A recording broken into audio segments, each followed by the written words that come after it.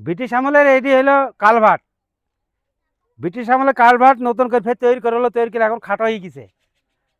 4 foot খাটো হয়ে গেছে, 18 ফুট রাস্তা।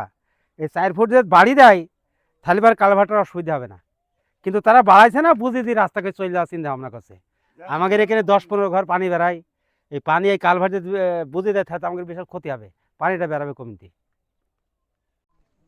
এটি সরকারি জিনিস, ওনারা নেকুনি গেছিল, ওরা বললো যে আমরা করে দেবো, করে দেওয়ার পরে ওনারা করে নিকো। ওরা এখন হচ্ছে সরকারি জিনিস বলছে তোমরা নিজে মেরামত করো, নিজে মেরামত করো, আমরা কাজ না হলে আমরা বুঝে দিতে চলে যাবো। ওরা ব্যক্তিগত ভাব তোমরা তৈরি করে নাও, আমরা খরচ দিতে পারবো।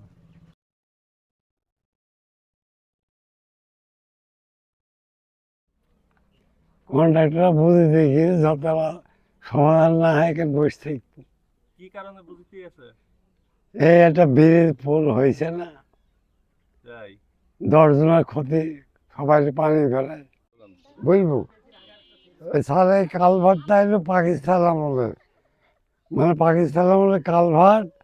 ওই বাড়ি পানি বেড়ায় পলানের, তৈয়বের, ইদ্রিসির, চঞ্চলের, সিদ্দিকির, বাসের মন্ডলের পানি বেড়ায় কালভার্ট এখন বন্ধ করে দিয়েছে। তা আমরা ডুবি মরবো।